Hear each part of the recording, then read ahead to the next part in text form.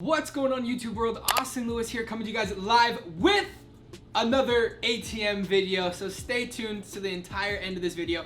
As you guys saw in the thumbnail and in the description, I'm literally going to be sharing with you guys my secrets to landing ATM locations. So obviously you guys get an ATM, you guys are like, now what? Right?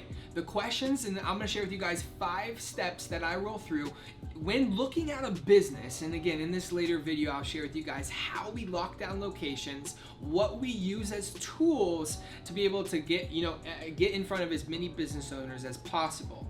The first one, I'm gonna share with you guys 5 steps, so make sure you have a pen and paper out here or your notes on your cell phone. 5 things that I even look at before even considering a location to put my ATM in. The first one is actually the area of the business, the area that the ATM is going to be looking at, right?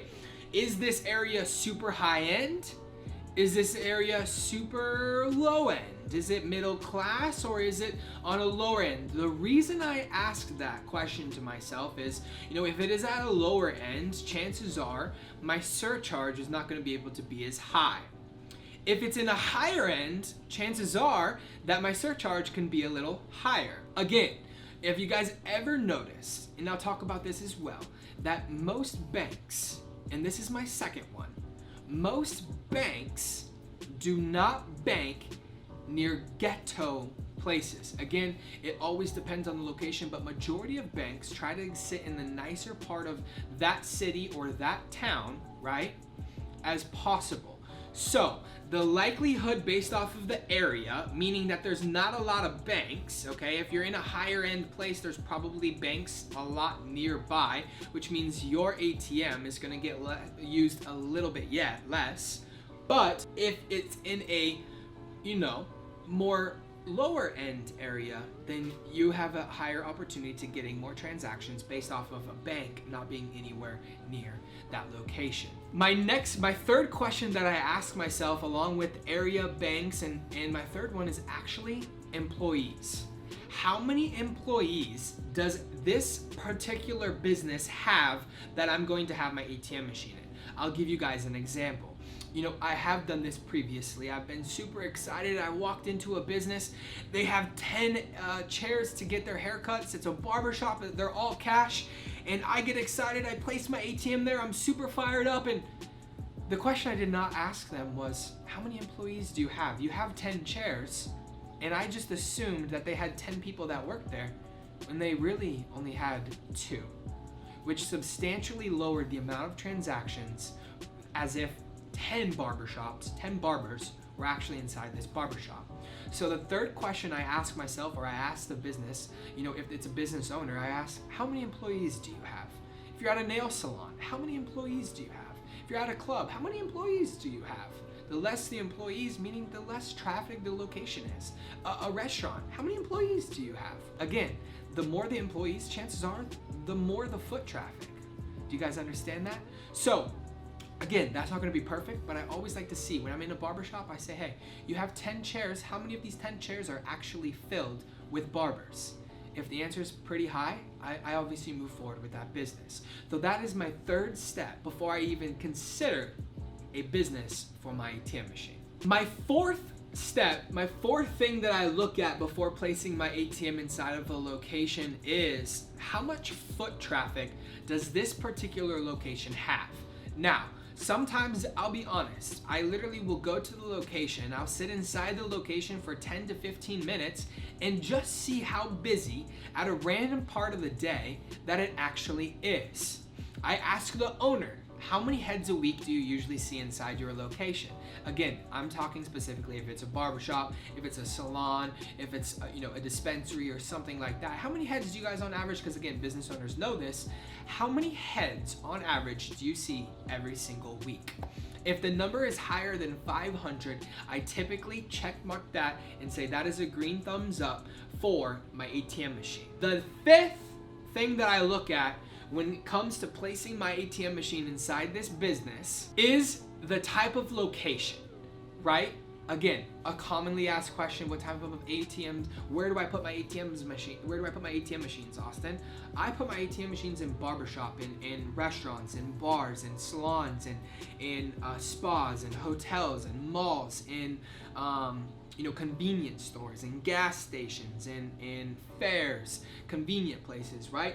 Again, those are all the types of different places and locations that I place my ATM machines, but I always look at what type of business or what type of area am I going to be putting my ATM machine. Usually some people are like, Austin, would you place an ATM machine inside of a tattoo shop? My honest opinion is no, right? Depending on how many people work at that tattoo shop, which is a question that I would ask, most of those people only see 3 to 5 heads a day per tattoo. So if 1 to 3 of those people use the machine a day, I'm just not super interested, especially if they're not all cash, right? Most tattoo parlors do not see a lot of people every single day because a tattoo artist can only spend so little amount of time on somebody's tattoo.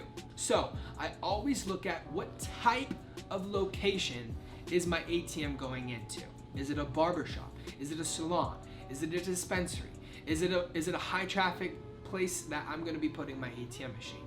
If it's not, I'm a little iffy, and again, you might have that gut feeling, I just tend to move on and place my ATM somewhere else. Now, for all of you guys that are like, Austin, okay, those are 5 things that you look at inside of a business before you put your ATM in that.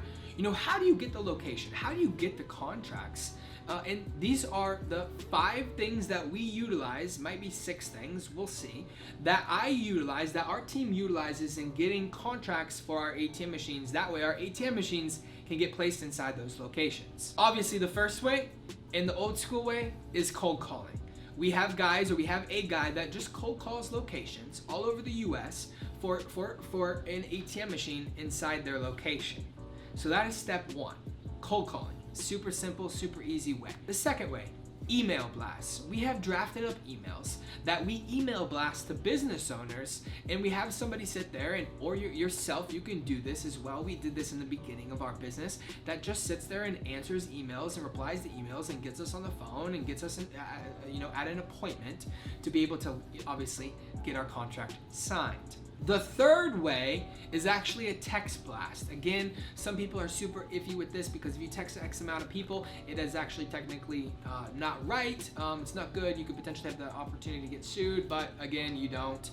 Most of the time, you could text blast a couple hundred people, a couple hundred business owners, or 100 business owners, and just text them back and forth and say, hey, there's plenty of platforms that you can do that on, and just say, hey, are you guys looking to get an ATM machine or looking to place a free ATM machine inside your business? Go back and forth, set an appointment, lock down the ATM contract, and you're good to go. So the third way is actually text message blasting. The fourth way, and this is honestly one of our favorite ways, is just business to business, right? Most ATMs contracts that I get, I'll have a contract in my car at all times, because if I'm going to a new restaurant with a lady, if I'm going to a new bar with a lady, if I'm going to a billboards, if I'm going to some different barber shop, I'm always going to have a contract on me, because again, that's why I like to get my hair cut, a couple different places, a couple times a month, because I have the opportunity to walk into the business, shake somebody's hand, and verbally talk to them about how I'm an ATM business owner, right? And that increases my chances of actually locking down a contract and getting my machine inside that location. Again, the fourth way is just business to business, going business to business and asking them, if they would like you to put a free ATM inside their location. Again, you're going to be the one owning this location. Again, there's ways that you can talk to them about selling them the ATM and earning a specific profit, or them loading the machines. Again, you can see those in other videos of mine. The fifth way that we do our ATM locations and lockdown locations is based off of referrals, right? Once you put one ATM somewhere, every barbershop owner knows another barbershop owner. Every salon person knows another salon person. Have you ever realized that most people that you work with are the people that you hang out with as well, right? That is exactly the same way the ATM business works. If I'm inside a hotel, most owners of a hotel know another owner of a hotel. So referrals is the fifth way that we utilize in order to get ATM contracts in our ATM side inside and placed in those businesses. The sixth way that I'm gonna share with you guys, and this is personally one of my favorite, and it's something I highly recommend to everybody, is actually social media. we have a lot of people based off of also referrals and on Instagram and on YouTube that actually refer, and not just refer, but reach out to us based off of social media and say, hey, I own a salon, I own a hotel, I own a barbershop, I own a bar, I own a convenience store, I own a gas station that I need an ATM in. That is the 6th way that we lock down our ATM contracts and get our ATMs placed inside these locations. Again, go re-watch this video, see the 5 steps that I checkmarked before I actually place an ATM inside of a location. Take a look at the 6 ways that we utilize. We dropped them up on the screen. The 6 ways that we utilize in order to get those businesses, in order to run through those checkmarks before we end up actually placing our ATM inside that business. Again, Austin Lewis here. If you guys haven't already, make sure and go like this video. Make sure and go subscribe. That absolutely helps the algorithm of YouTube. I appreciate all the new subscribers. I appreciate all the new lovers, all the freaking family that we're creating here. We're gonna have merch soon. Okay, I'm gonna give you guys a preview. It is gonna say "Got Withdrawals" on a t-shirt, sweatshirt, crop top, etc. It is gonna say "Got Withdrawals" because again, got withdrawals, baby. So again, make sure and go subscribe. Make sure and go like this video. We'll see you guys in future videos.